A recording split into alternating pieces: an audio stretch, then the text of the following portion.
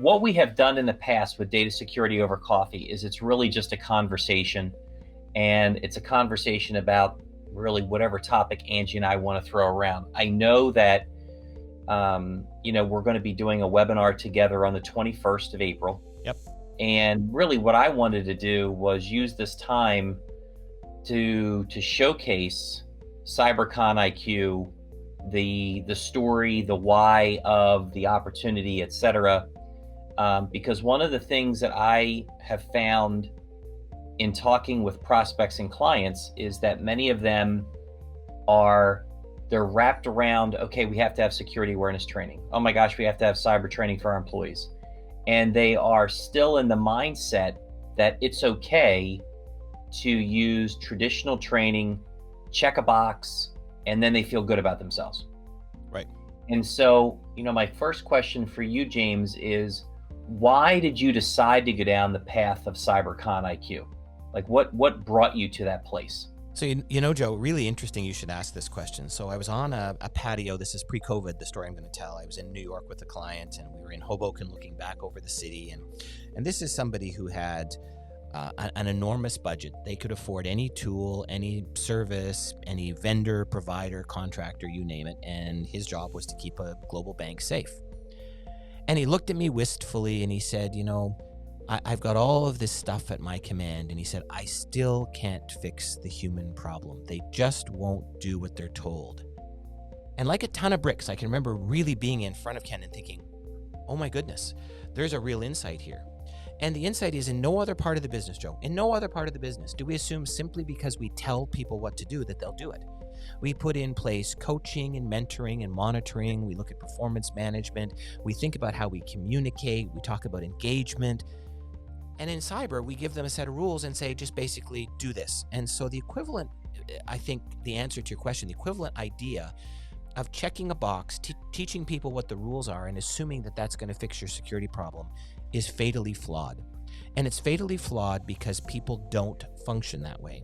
So we have to reformulate our approach, in my view, as a profession. So I'm talking now at the professional level, cybersecurity people, IT professionals, people like you and I and others who really care about this. I think we need to understand that the approach we must take has to acknowledge that human behavior is neither predictable nor consistent. And so our training takes both of those into account. It doesn't assume predictability, except that we can predict the other way. We have a way now of detecting what threats actually do resonate with people and why and how, and that's different. And we don't assume it's consistent because they're distracted and they're anxious and they're concerned.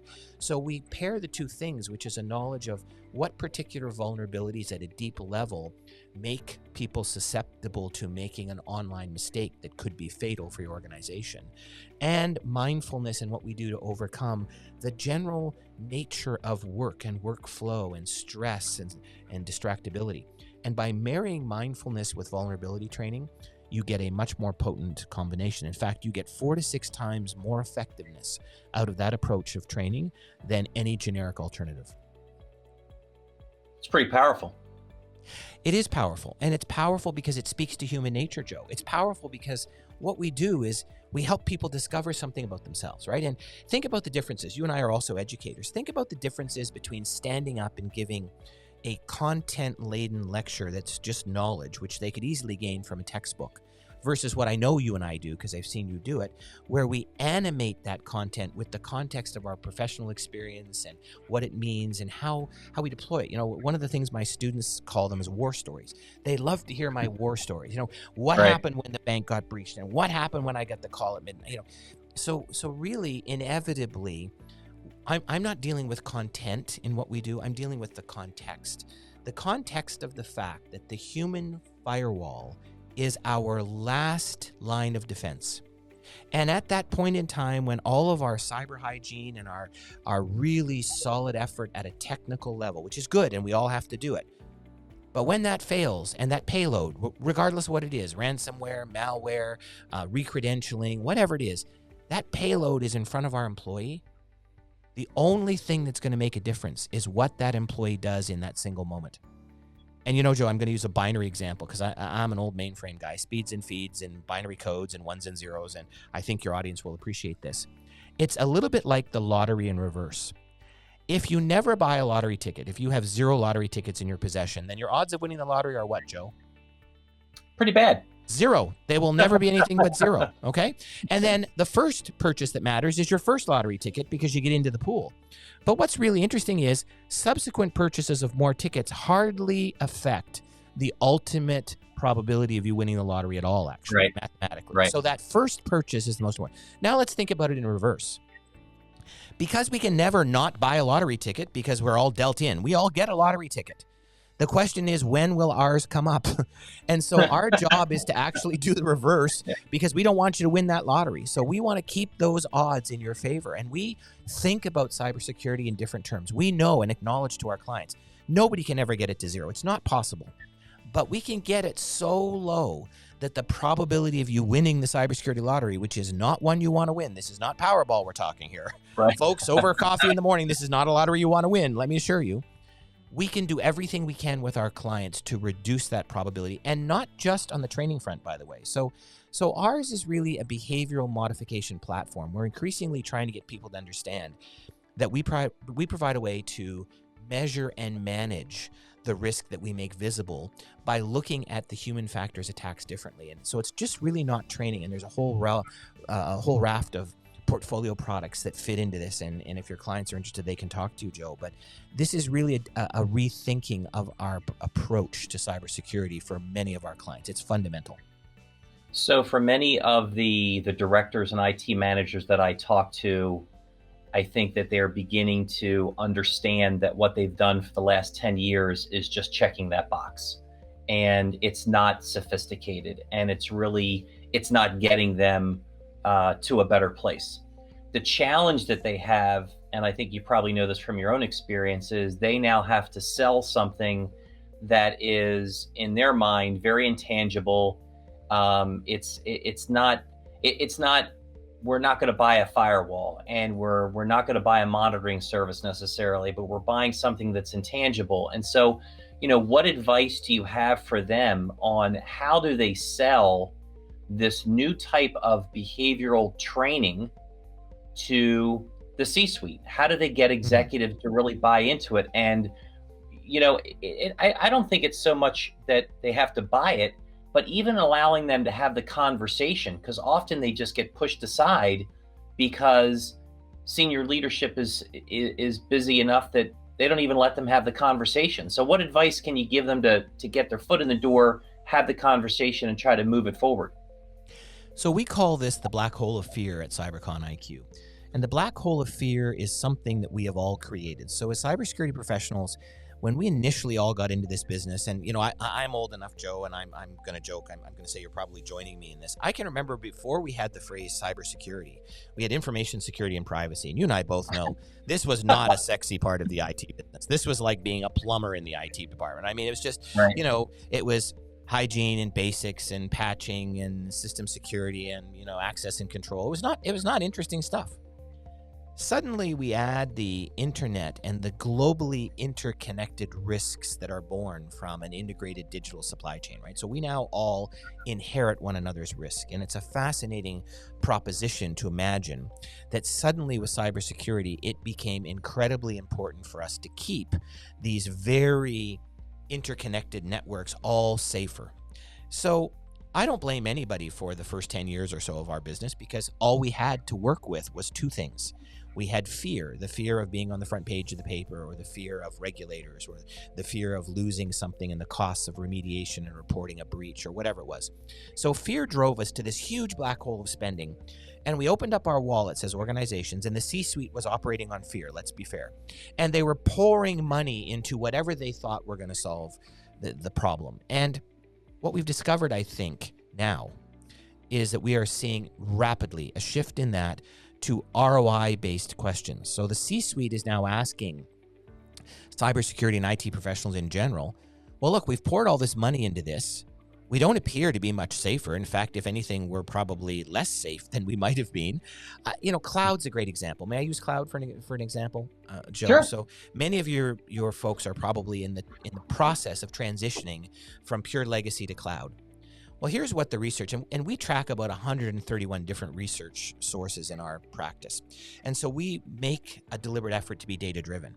And I can tell you that is one of the most potent things that changes the probability and cost of an attack, is that the safest place to be is all in legacy systems or completely in the cloud. And the worst place to be is hybrid cloud, somewhere in the middle on the journey, because it is the single riskiest point. The apex of risk of attack is most pronounced as you're on the journey to cloud. So here's what happens. We go to the C-suite, we tell them we have to go to the cloud. And of course, they've all heard it. And after they say yes, and you present the price tag, away you go. But what we don't tell them is that the speed with which we migrate and the thoroughness with which we migrate onto the other side of this is the determinant of our risk profile. So where are the conversations between your clients and the C-suite that are about our risk posture and our risk tolerance? You know, how do we measure risk? How do we say, listen, we're temporarily going to be in a state where we're a little bit more exposed. Here are the things we can do to mitigate. There are only three things you can do with any risk in the business. You can accept the risk. That is, you have a risk posture always, because you can't get this risk to zero. So what is our risk tolerance? What is our risk posture? Second thing is, how are we going to mitigate? And you mitigate through maturity, both technical and human. So what are the investments we're going to make, tangible and intangible, to make the environment as safe as we can make it, knowing that that will never be zero? And then, Joe, how do we transfer the risk to cyber insurance? Because if you transfer risk to cyber insurance, that's a third-party risk transfer, then you clearly have done everything you can across those three things. So I would urge all of your clients to have conversations with you about how to measure and manage the risk and the cost of an attack, and to line it up with the way they think about risk in every other part of the business. We think about this for natural disasters. We think about this for events that may happen that impact our data center or physical access to buildings. And so this is just how we think about risk every place else. And so I think we need to replace that black hole of hope with a blue sky, or black hole of fear with a blue sky of hope. And I think the way we do that is having these risk forward conversations. And actually, I would say this, Joe, we all need to stop being IT executives and turn ourselves into risk executives, because that's what a good IT professional is doing today. They really are taking a modern view of risk. Yeah, that's a really good point. So you're gracious enough to work with us on April 21st for a webinar, and we really appreciate it. I know that Angie's looking forward to it. Great. So if there are a couple, three takeaways that you really want to make sure that people pay attention to, because we all know that people will sign up and then they'll listen to the recording, or, you know, they'll get it forwarded to them or what have you. What are the two or three things that you want attendees to really take away from the webinar, but not just from the collection of information, but that it can become actionable for them? They can actually do something with the information that they're collecting. Well, the first thing I would say is that you used a word tangible, which I think is a great word, because there is this perception that the human risk is intangible, and we don't believe that, actually. We believe that the human risk is entirely predictable, that it can be modeled and measured. So the first takeaway I want people to think about is that we need to get into the next frontier of cybersecurity maturity. We need our profession as a whole to start grasping that the human factor, well, it's the most difficult because it's unpredictable and not consistent, the way I said earlier, it is nonetheless measurable and manageable. So the first thing I would say is we need to stop treating it as intangible and unpredictable and start treating it like predictable and tangible, and doing things that address it concretely. So not the check in the box. 2, I would challenge every single cybersecurity professional I ever talk to, and I do this all the time. I ask a simple question. If you train them and it doesn't affect their on-the-job behavior, have you done your job? And it causes them to really stop. Because in education, Joe, like in the college sector and the university sector where we teach, it doesn't matter whether my students can regurgitate knowledge that they read in a textbook. That is of no value. I don't know why anybody would pay us for a college education. We have to contextualize that content and make it something that they can use to have an impact when they go out into the world. And when that transition from college to career happens, I want my graduates at York College to hit the ground running and to really understand that they can make a difference. And to make a difference, you have to be willing to understand that it's not about what you know, because that doesn't matter. It's about what somebody else knows that changes their behavior. So we know what will keep organizations safer. So how are you measuring and monitoring human behavior?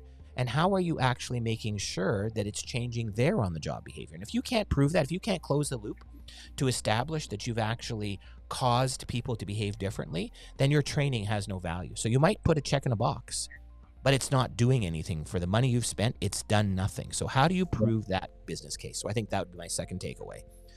My third takeaway, I was just in a classified briefing yesterday, actually, and I'm not going to go into the details of the audience or who, obviously, but I can tell you that in the classified briefing, the degree to which nation-state activity is now being ramped up and targeting enterprise, no longer government. I mean, government is part of this story, but even the smallest enterprise in the United States, and the example I would use, and I did my own podcast on this, the IQ for You podcast had an episode called "The Solar Winds Are Blowing," so you might appreciate that title, Joe. Good one. But the obvious things about the SolarWinds attack is it soaked up 33,000 individual named enterprises in this country. The smallest one had only 12 people. Now, if an attack like that, sponsored by a nation state, in this case presumed to be Russia, I can't confirm or deny, but presumed to be Russia, and if you know anything about this, what you know is that when we get to the point where attacks of that sophistication and scale are being perpetuated by nations that have a visceral hatred for this country, this will bleed over eventually to every size of enterprise. And what I often say to cybersecurity professionals is this has now become a geopolitical question. It's no longer checks in the boxes. It's questions like this, Joe. Am I in an industry that might be targeted, and by who? Do I have a higher or lower risk profile than my peers? Am I a sitting duck because I actually imagine the risk is completely about insider risk, which is something we specialize in, when in fact the biggest issue is, do I have insiders that are actually outsiders in my midst? Sure. So, there are really interesting, deep philosophical questions that translate rapidly to new threats in the landscape.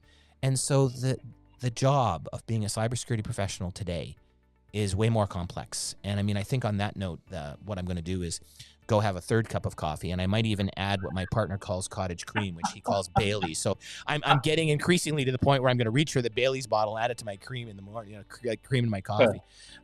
Because if we really stop to think about what we do, it is so vitally important. It is so vitally important for our nation, for the individuals who live in it, and our citizens, for our employees, for our businesses, for our customers. The work we do matters, but it's more complex than ever. So we've got to step up our game and find new ways of thinking about what we do that are going to bring new impact if we're going to be safer online. You made a comment about SolarWinds and one of the companies that was caught up in that having 12 employees, and where I would like to really wrap up today is, I would say in the last 6 months or so, I've had more conversations with organizations of a wide variety of sizes and different markets than ever before, specifically around cybersecurity, the overall umbrella. And then we get into a number of other conversations, developing incident response plans, et cetera. But the area where I come in and have a lot of roadblocks even just being able to tee up the conversation is in the small business. When we start talking about businesses that have 50 employees or less, having that conversation around cybersecurity is really tough, because this is what I get. I've got a really good IT person and we're covered. That's really expensive, and I can't afford to do that. I don't really think that I'm a target because I'm so small. So if you boil all of those objections together, I'm really curious to hear from you. What's the real life answer to give back that's not argumentative and it's not filled with fear, uncertainty, and doubt, but from your experience and your perspective, what are the conversation pieces that professionals like myself should be having when we hear those things come from folks? The heartbreak, Joe, of the calls we get after attack is the answer. And I don't want to propagate fear. As you know, I don't like, fear, uncertainty, and doubt. The FUD thing is we're over it. Yeah. But a recent survey said that 56% of small businesses that are attacked will go bankrupt within 6 months. They will be overwhelmed by the costs of remediation and reporting. And so without sowing fear, the question becomes, pay me now, pay me later. But there is a clear profile of risk for even the smallest enterprise in this country. And you can be caught up actually without even knowing it. So let's remember, SolarWinds ran for 9 months, 8.5, undetected before it was spotted by Mandiant and FireEye. So you really are in a world where you don't even know that perhaps you're even under attack in some cases. And this is not to blame the conversation, because you can have the brightest IT professional in the world. So let me be clear that some of the most sophisticated organizations in the world, organizations like the Commerce Department, the Treasury Department, the NSA for that matter on government, very large, huge global banks, huge IT companies like Microsoft, for heaven's sakes, this attack was undetected. So we need to get better at, excuse me, at fixing that problem proactively and enabling people.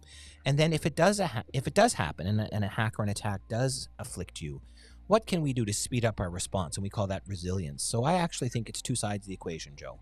It's being as proactive as we can in reducing the probability of this event happening with every tool that we can cost effectively put in place for clients. And by the way, I am super proud of our partner network, and Reclamere certainly is among them. But the work we do makes it effective and affordable for even small firms to keep themselves safer. And I think we need to overcome their understanding of them not being a risk. So that's the first thing. And then the second thing is, if an attack does occur, how can we, as an example, make sure that everything that's stolen is encrypted? One of the simplest and best things we can do is encryption. It's easy to do. It's not that expensive. And if you do it and you do it well, you virtually drop your remediation costs by tenfold, by a huge amount. And it's the simplest thing. So simple practices, encryption, DLP. These are things that cyberconIQ doesn't sell. I'm telling you the truth. You can do those simple things today with a partner like Joe and Reclamere. You can get those things done. And those are check marks. Those are checking the boxes that really matter, right? Because that check mark encryption is going to have a direct impact on your remediation costs if you are hit. So if you do that, and then you, on the other side, explore the really profoundly positive business model we can give you. We can actually show you the ROI of training. We don't have any problem making the impact tangible. So ask Joe about cyberconIQ. If you match us on the front end to reduce the probability, and you add some simple stuff on the back end, then I think even the smallest company can cost effectively keep itself safer online. Right. And it's just important to do that. And I might remind your listeners, Joe, there is this nasty 3-letter organization in the United States called the FTC, and I don't know what people know about that, but they're legally they're a bit of a whack job. I mean, they sue a lot of people all the time, and if you go look at ftc.gov and look at the lawsuits, they are not all big companies. This is a myth. I am also astonished by the rapid rate at which regulators in industries are beginning to target small enterprises to say this is no longer optional. You must do it. You have to do this. And I know it's a burden of cost. I'm a business owner. You're a business owner. Joe, we understand cost. But can you avoid the simple question after the fact, which asks you, why did you not make the investments you should have to have avoided what you now face? And when you get to that point, you better have a better answer than, well, I didn't think I needed to, because that's not a good answer. Anyway, I hope that helps. No, it's very helpful, and like I said, I really do appreciate the fact that we're able to chat today. Angie and I are very appreciative of our friendship and working relationship, and as always, if there's anything we can do to help you, all you have to do is ask. And vice versa. And for the clients out there, have a conversation with Joe. Let's get this people risk under control.